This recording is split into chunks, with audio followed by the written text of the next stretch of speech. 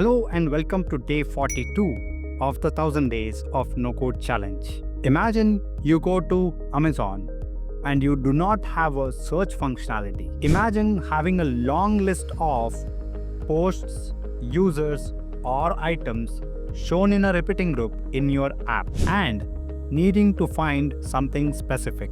Scrolling through the entire list will take forever, right? That's where search functionality comes in handy. Today, we will add a search bar where you can filter out the users based on the name that is added in the search. It's a simple way for you to filter out the required users. Let's get started.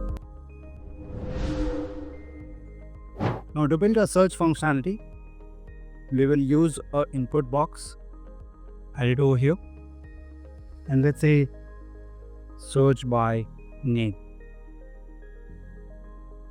Okay, this is a text feed. Now let's go to the user repeating group, search for users, and add a new constraint which will be name contains input search by names value. Right? Let's go over here, refresh the page. Now one thing that we have to take care of is the text should match entirely. Okay, so let's say I'm searching for myself.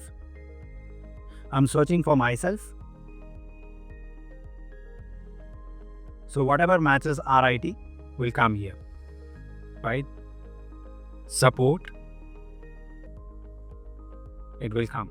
Okay, let's search for some record which is there on the third or fourth page, right? None.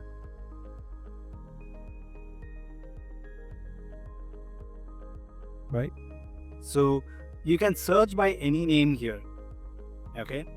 But you cannot search with small characters, okay? If that happens, then it will not match. This particular search is case sensitive. Now we observed when we searched for a particular record, it is coming here, but we are also having this particular icons. Though it is blurred, but that's not a nice UI. So let's add a condition here that this will be shown only if we have more than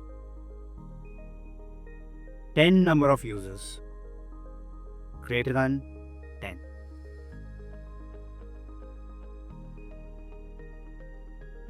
So when we search for a particular user, that will not be shown. Let's search for RI. You can see we have got two records, right? Ritesh and Hegde and Brian Rivera. So this is search functionality for you. And that's how you add a search filter onto your repeating group.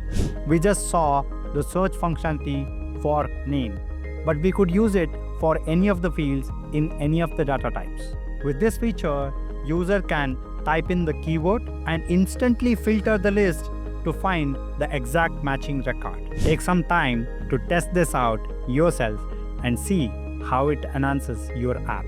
And that's all for today. As always, stay curious, keep experimenting, and I'll see you in the next one.